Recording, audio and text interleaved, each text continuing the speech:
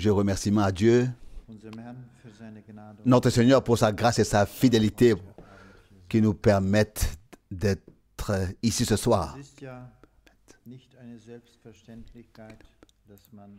Ce n'est pas une évidence que l'on vienne ici ou que nous venions ici, mais c'est la grâce de Dieu par laquelle il nous couronne et nous maintient et nous permet de nous réunir encore devant sa face, qui nous permettent donc aujourd'hui de redresser la tête vers lui, car il est le roi et c'est lui que nous voulons voir. Que Dieu nous aide à le voir et à le percevoir avant de prier et d'invoquer notre Seigneur. Je ne sais pas comment vous vous sentez dans votre cœur, mais j'y pense si souvent. Nous devrions prier beaucoup plus. Nous devrions nous présenter beaucoup plus souvent devant notre Seigneur, lui ouvrir nos cœurs. Nous devrions plutôt profiter du temps qu'il met à notre disposition pour l'adorer et le remercier. Nous ne devrions pas nous taire, mais ouvrir la bouche, mouvoir nos lèvres, laisser nos cœurs se remplir de sa grâce, de son esprit, afin que nous puissions lui offrir des actions de grâce. Qu'il nous aide à le faire et qu'il nous fasse grâce. Maintenant, je voudrais peut-être lire une parole que nous connaissons tous très bien. Dans 2 Timothée, l'apôtre Paul écrit ceci et dit, 2 Timothée au chapitre 2 du verset 8, 2 Timothée chapitre 2 du verset 8, garde en mémoire Jésus-Christ qui est ressuscité d'entre les morts et qui est issu de la postérité de David. Tel mon message. Tel est mon message de salut, pour lequel je dois endurer des souffrances, même des chaînes comme un criminel. Mais la parole de Dieu n'est pas enchaînée. Verset 10, c'est pourquoi aussi je supporte tout avec constance à cause des élus, afin qu'eux aussi obtiennent le salut qui est en Jésus-Christ avec la gloire éternelle. Verset 11, la parole est certaine. Si nous sommes morts avec lui, nous vivrons aussi avec lui. Si nous persévérons, le verset 12, nous régnerons aussi avec lui. Si nous le renions, lui aussi nous reniera. Verset 13, si nous sommes infidèles, il reste fidèle, car il ne peut se renier lui-même. Jusque-là, cette parole précieuse et sainte, nous savons en effet, d'après ce que nous ont laissé les Écritures, que l'apôtre Paul a écrit beaucoup de choses à Timothée, qu'il l'a si souvent encouragé et lui a indiqué de quelle manière il devait se comporter, se conduire. Et il dit ici, comme nous l'avons lu, garde en mémoire au verset 8, garde en mémoire Jésus-Christ qui a été ressuscité d'entre les morts, qui est issu de la descendance de David, comme le dit mon message de salut. Je ne sais pas si nous regardons notre époque, ou disons les choses comme elles sont, si nous prononcions cette parole à notre époque, ou si elle était prononcée, on dirait immédiatement quelle prétention, qui peut prétendre que ce qu'il apporte est le message du salut.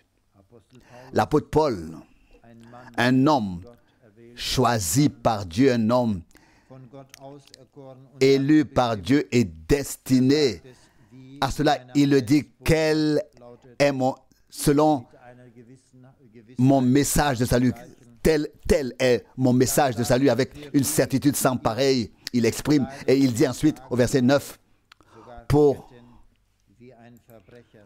lequel je dois endurer des souffrances, même des chaînes comme un criminel, mais la parole de Dieu n'est pas enchaînée.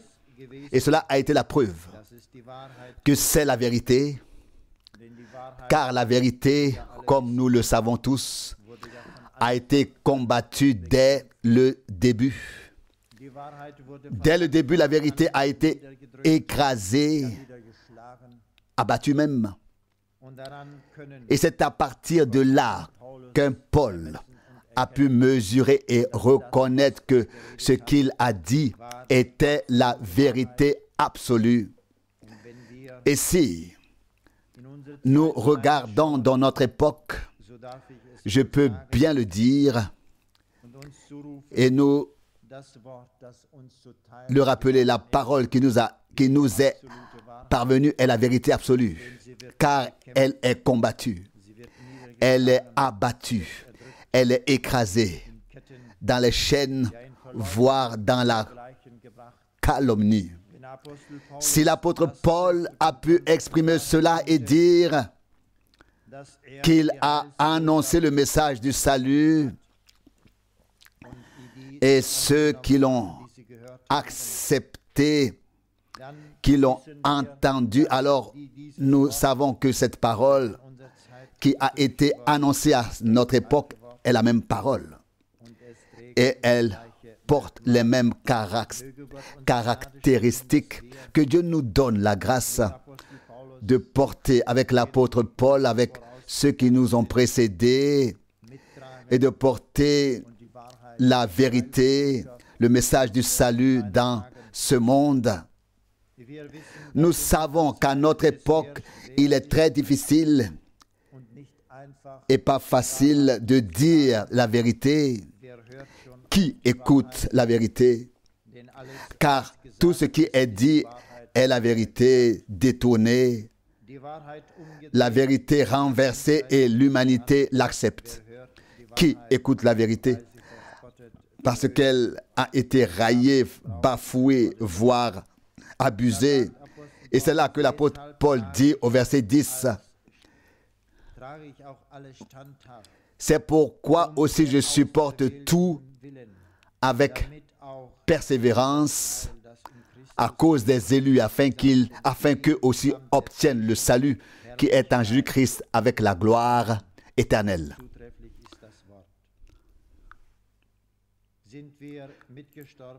Le verset 11, la parole est certaine. Si nous sommes morts avec lui, nous vivrons aussi avec lui. Donc il n'y a donc pas d'échappatoire. Et il dit ensuite que nous ne vivons pas seulement avec lui. Verset 12, si nous persévérons, nous régnerons aussi avec lui. Si nous renions, c'est tout aussi vrai. Verset 12, si nous renions, lui aussi nous reniera. Verset 13, sommes-nous infidèles? Et c'est aussi exact. C'est fiable. C'est vrai, cette parole. Si nous sommes infidèles, le verset 13, il reste fidèle. Et c'est merveilleux. Verset 13, car il ne peut pas se renier lui-même. La deuxième partie, que Dieu nous fasse la grâce de rester fidèles jusqu'à la fin à lui et à sa parole, à ce que nous avons entendu de lui jusqu'à la fin. L'apôtre Paul a dit qu'il était dans les chaînes, mais que la parole de Dieu n'était pas dans les chaînes. Elle a été apportée à l'extérieur partout. Que Dieu nous fasse donc la grâce que la parole qui nous a été donnée, nous la portions encore, la répandions dans le temps où nous vivons. De quelle manière, il le sait. Mais qu'il mette dans nos cœurs que nous allions de l'avant avec lui, que nous attendions avec lui et que nous persévérions dans ce qui est ferme, afin que nous régnions aussi avec lui, afin que nous reconnaissions sa fidélité et que nous lui restions fidèles à la louange et à la gloire de son nom, car il ne peut pas se renier lui-même, car il est la vérité et la vérité demeure. Levons-nous et prions.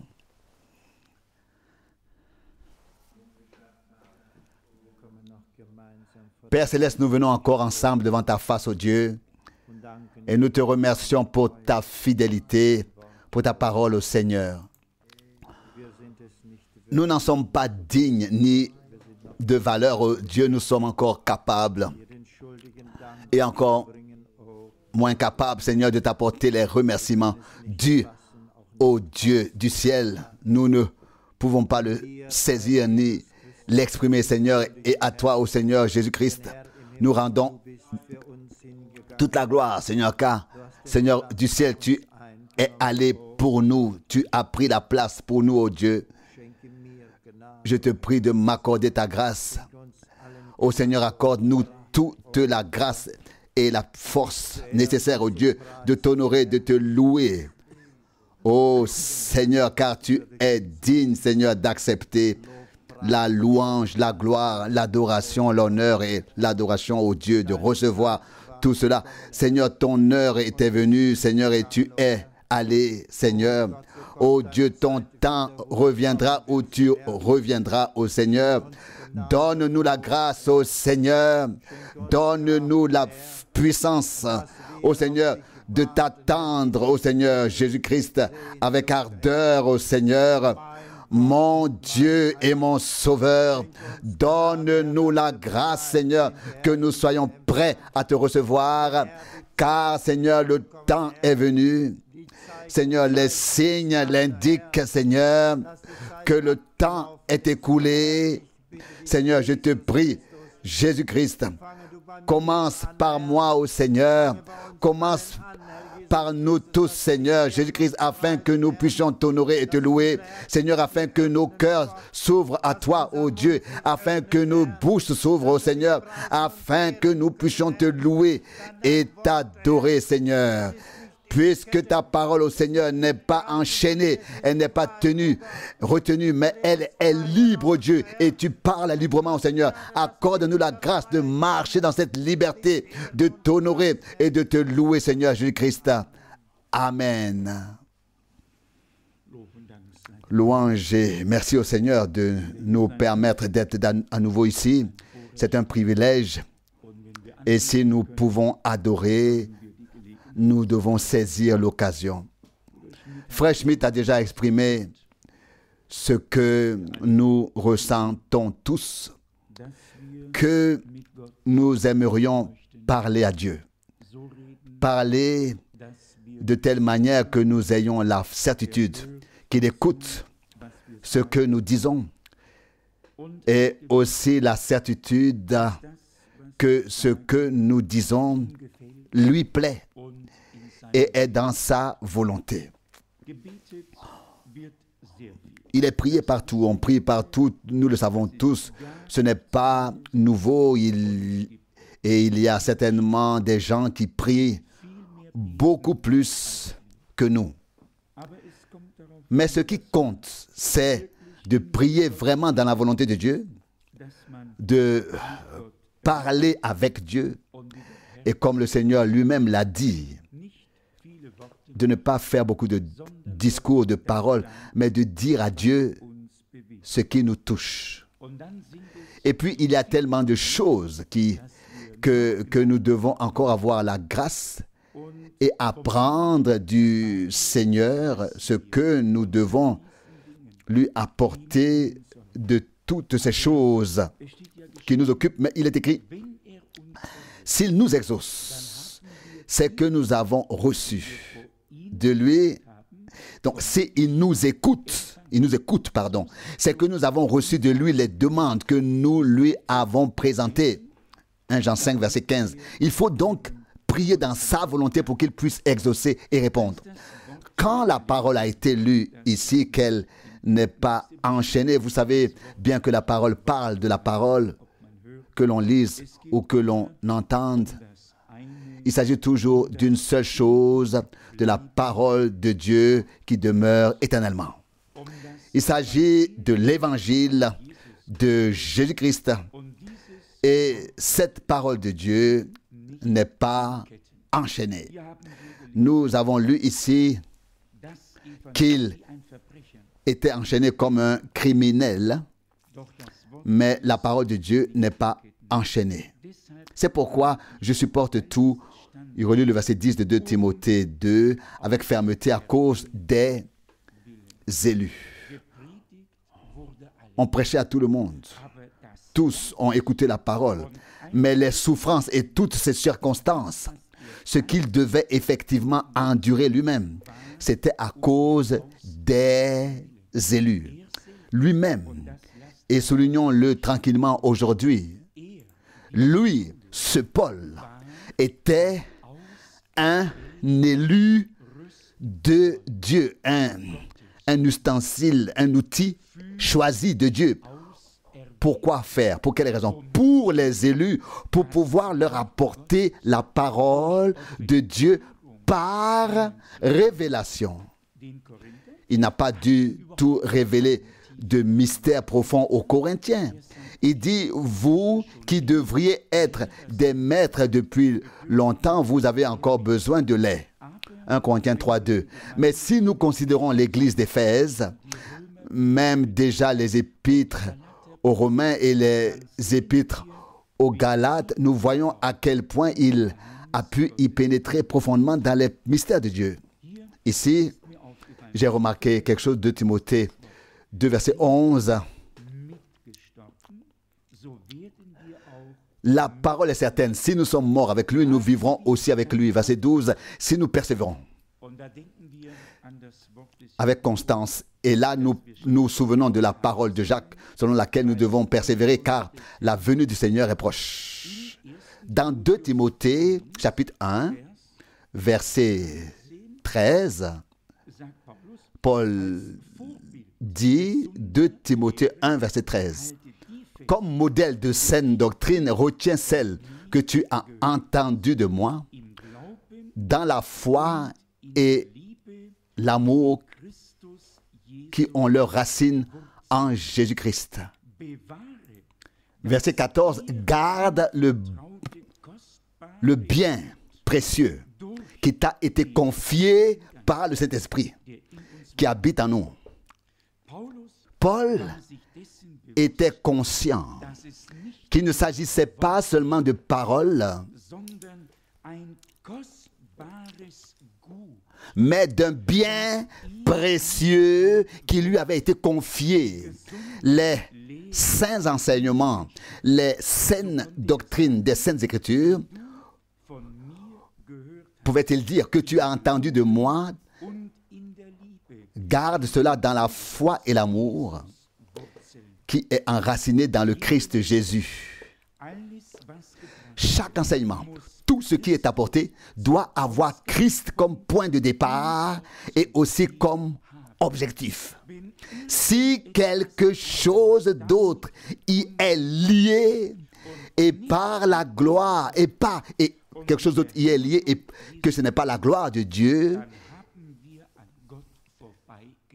et la glorification de Jésus-Christ, alors nous avons parlé à côté de Dieu. Cela n'en voulait pas du tout la peine. Nous remarquons qu'il s'agit de donner toute la gloire à Dieu. Verset 14, il relit « Garde le bien précieux qui t'a été confié par le Saint-Esprit qui habite en nous. » La même parole qui a été révélée par l'Esprit doit être maintenue vivante et préservée par l'Esprit en toi et en moi. Dieu peut faire les deux. Il peut donner, il peut conserver, maintenir et aussi garder. Ensuite, il est dit au chapitre 2, verset 2, 2 Timothée chapitre 2, verset 2, « Et ce que tu as entendu de moi avec la confirmation de nombreux témoins, confie-le à des personnes dignes de confiance qui seront capables de l'enseigner aussi à d'autres. » Cela aussi est très important. Paul dit ici ce que tu as entendu de moi avec la confirmation de nombreux témoins. Paul n'a pas murmuré à l'oreille de Timothée en lui disant « Écoute ceci ou cela ». Ce que l'homme de Dieu prêchait, beaucoup d'autres l'ont entendu et pas un seul n'a pu venir dire « Oui, mais il m'a confié quelque chose de très spécial à moi. » Non. Ce qu'une seule personne a entendu, toutes l'ont entendu. Ce qui était pour une personne était pour tous. Avec Dieu, il n'y a pas de secret. Comme c'est le cas ces jours-ci, on s'étonne parfois de l'art, de la séduction de l'ennemi. Si quelqu'un me dit qu'il a 1000 façons de faire, je ne le contredirai pas. Certainement pas. Si des personnes qui ont entendu la parole de Dieu se laissent simplement balloter, mouvoir par n'importe quel vent de n'importe quelle doctrine, mais ici nous sommes avertis à retenir ferme et à transmettre ce que nous avons entendu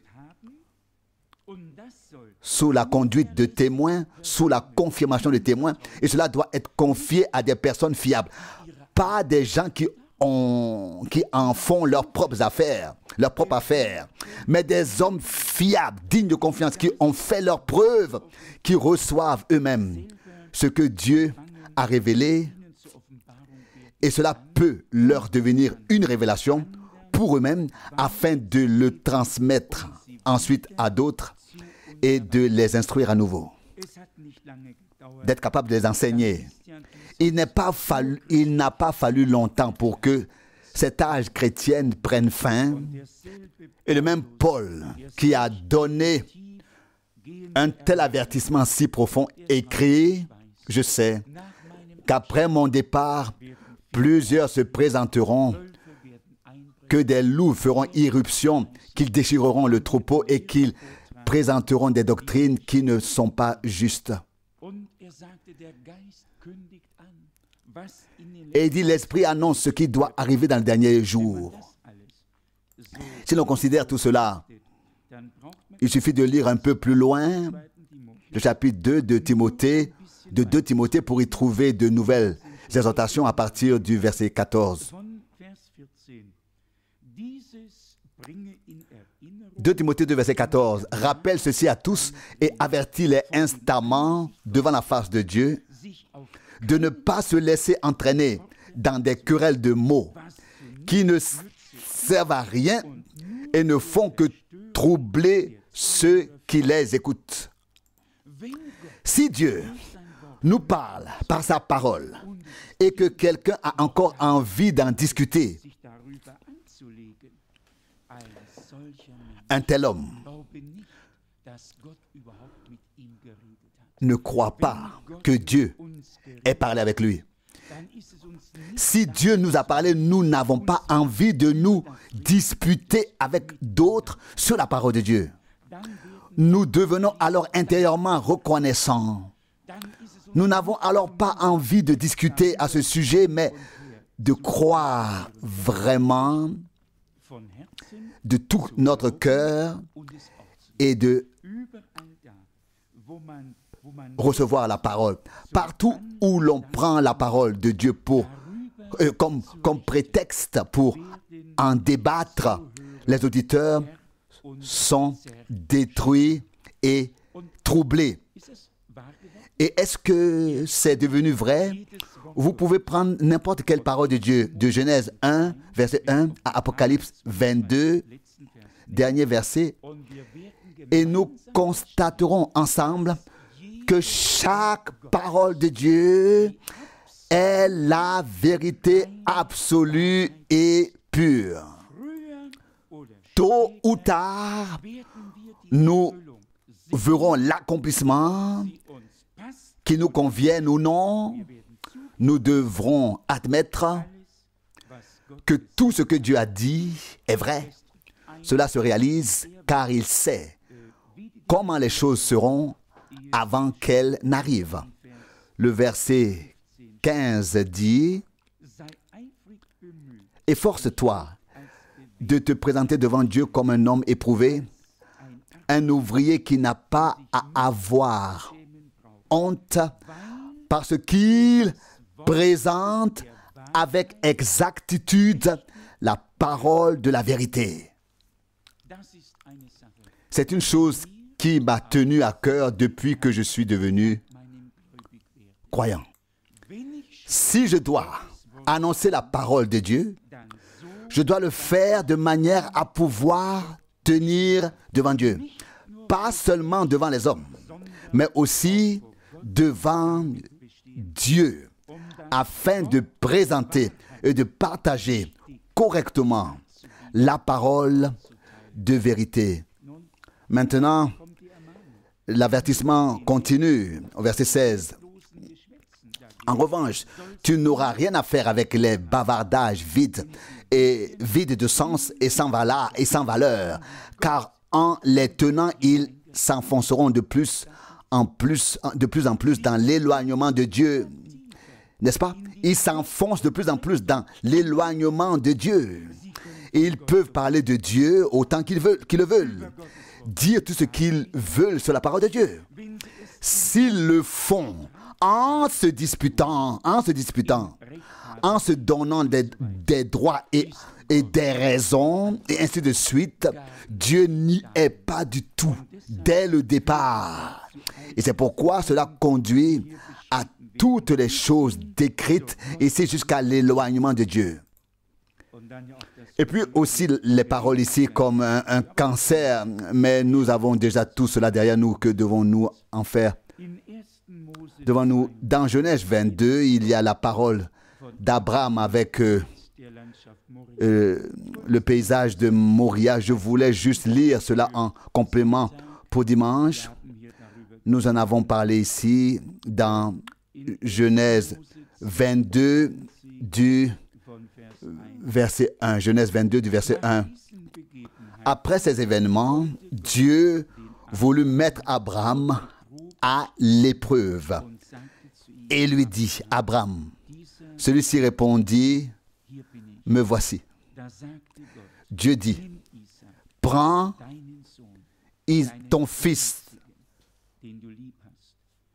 ton unique, celui que tu aimes, Isaac, va-t'en au pays de Moria et là, offre-le en holocauste sur l'une des montagnes que je te dirai.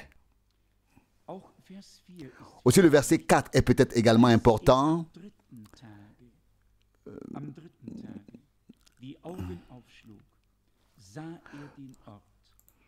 Le troisième jour, Abraham, levant les yeux, vit le lieu de loin.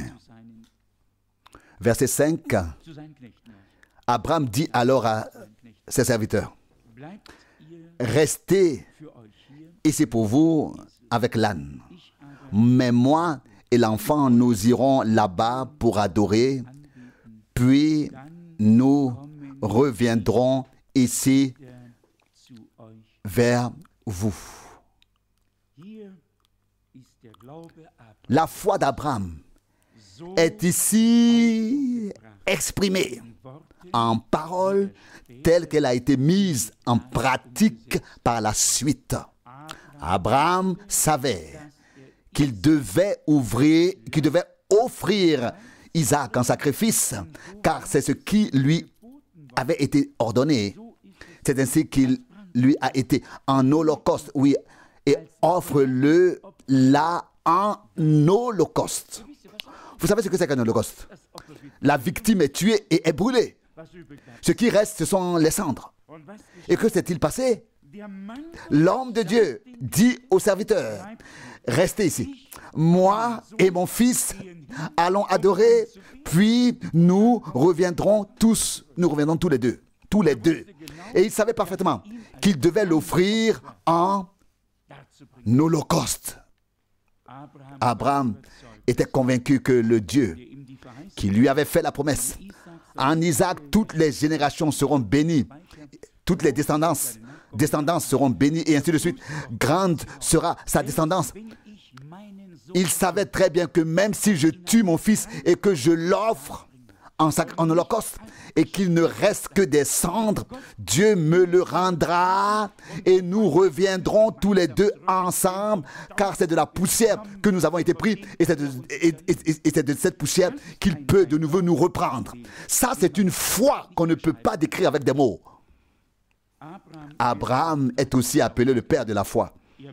Vous voyez déjà de quoi il s'agit. Abraham ne croyait pas n'importe quoi. Il croyait en la résurrection. Il croyait que s'il sacrifiait Isaac, il le récupérerait.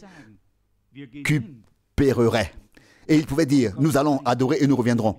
Tous les deux. Nous reviendrons tous les deux. Oh, quelle parole glorieuse. Quelle foi. Bien-aimé, Dieu lui avait parlé et nous devons simplement dire et redire que Dieu nous a aussi parlé. Sinon, nous ne serions pas là ce soir.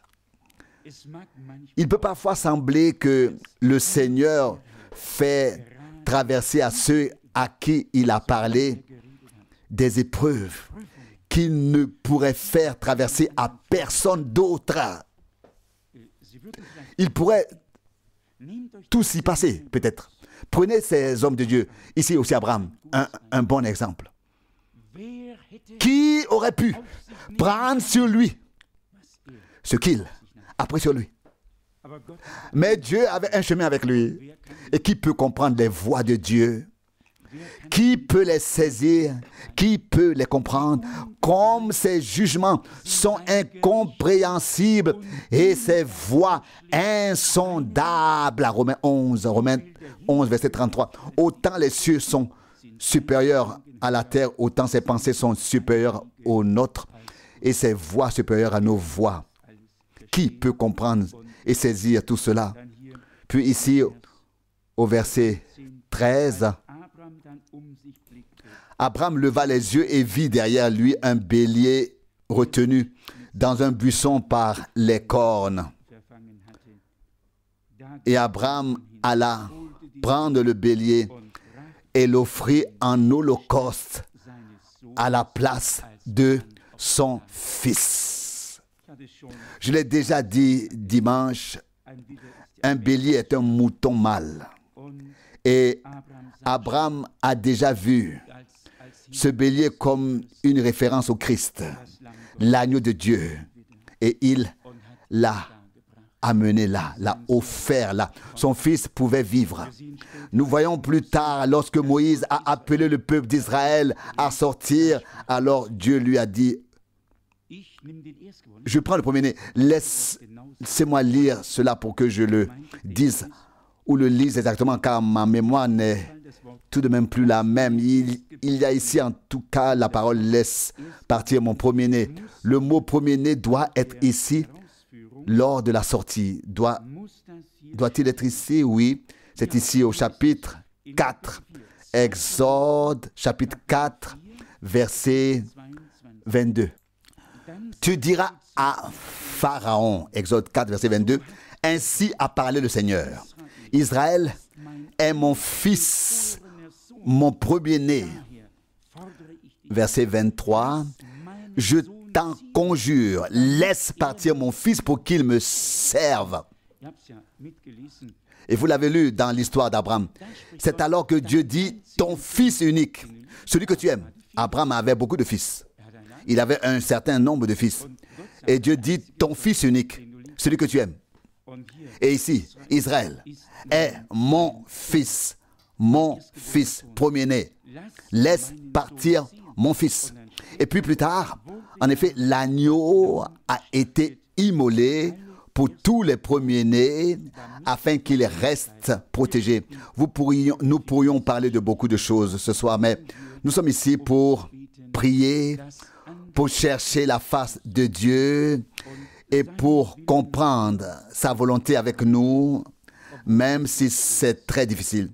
Nous ferions peut-être mieux d'avancer dans la foi et de saisir ce que nous pouvons saisir et ce que nous ne pouvons pas saisir, tout en avançant dans la foi. Quelqu'un a dit qu'un homme avait des difficultés à marcher et qu'il penchait toujours, mais qu'il se rattrapait, qu'il n'était jamais tombé alors qu'il avait toujours l'air de manquer de tomber, mais qu'il continuait quand même à marcher parce qu'il pouvait se rattraper. Et je pense que nous aussi, la Bible dit, même quand les jeunes gens trébuchent et que les jeunes gens tombent à terre, le Seigneur les relève et les fait passer au travers. Ésaïe 40, verset 30 au 31. Je crois qu'ensemble, nous pouvons faire confiance à notre Dieu. Celui qui nous a aidés jusqu'ici continuera à nous aider. Et si Abraham a fait confiance à Dieu et que nous, la descendance d'Abraham, et que nous sommes la descendance d'Abraham, nous voulons faire confiance aussi à Dieu. Et lorsque nous allons prier aujourd'hui, bien-aimés, ayons à cœur que Dieu nous donne des prières que nous pouvons lui présenter. Pas simplement des choses de routine, mais quelque chose que Dieu peut vraiment mettre sur notre cœur. Et c'est ce que nous voulons lui apporter. Et c'est ce que nous voulons tous porter dans la prière. Et comme nous l'avons souvent dit, soyons vraiment brefs, courts dans la prière. Pour le monde entier, nous pouvons toujours prier chez nous, dans notre chambre. Personne ne sait combien de temps nous prions, car nous sommes toujours courts dans nos prières. Dans la chambre, n'est-ce pas? Mais il serait bon que nous apprenions ici à ne dire au Seigneur dans de courtes prières que ce qu'il met justement sur notre cœur pour que ce soit une prière inspirée vraiment par l'Esprit. Mais ne vous sentez en aucun cas à l'étroit. Ouvrez votre bouche et Dieu la remplira. Même si vous ne savez pas encore pourquoi vous devez prier, lorsque vous commencez à prier, cela peut être mieux que si vous le saviez avant. Cela peut être mieux. Et alors Dieu le donnera. Il l'accordera. Mais prenons garde à ce qu'il y ait vraiment autant de personnes qui prient que possible et peu de temps les uns après les autres, afin que l'Esprit de Dieu puisse se reposer sur nous. Et s'il plaît au Seigneur d'agir en nous tous, alors nous nous joindrons tous à lui, car nous sommes ouverts devant Dieu. Nous sommes en effet réunis ici devant notre Père céleste, au nom de Jésus-Christ, le Fils de Dieu, au nom de celui à qui tout est soumis, au nom de celui en qui réside tout pouvoir dans les cieux et sur la terre, au nom de celui en qui tout nous a déjà été donné, au nom du Seigneur Jésus-Christ. Nous sommes ici ce soir et c'est en ce nom que nous voulons invoquer Dieu. Et c'est un Dieu vivant, un Dieu qui exauce les prières et qui y répond. Ayons confiance comme Abraham l'avait, croire comme il croyait, être obéissant comme il l'était, et Dieu se confessera aussi à nous par grâce. Amen. Père céleste, merci de tout cœur, ô Dieu, pour ta parole de consolation, pour ta parole d'avertissement, d'exhortation. Remercie le Seigneur de nous avoir permis de voir à travers tes paroles les héros de la foi, de voir des hommes enchaînés, mais qui se tenaient là dans la foi et ne reculaient pas malgré les nombreuses tribulations et les difficultés qui les entouraient, Seigneur. Mais ils t'ont cru du début à la fin. Ô Seigneur, Seigneur, nous te prions de nous donner à tous cette foi et aussi la confiance que nous te croirons, que nous nous accrocherons à toi jusqu'à ce que nous arrivions à la foi, à la vue de ce que nous avons cru. Seigneur, donne-la moi. Oh Dieu, donne-la nous tous. Seigneur, nous te remercions aussi pour les portes ouvertes que tu offres au Seigneur. Seigneur, nous te remercions aussi pour la confirmation de ta parole en notre temps, ô Seigneur. Car, Seigneur, là où ta parole est répandue, en vérité, tu donnes encore des hommes et là, tu fais encore venir des hommes à la foi. Gloire à ton merveilleux et saint nom de Jésus. Amen.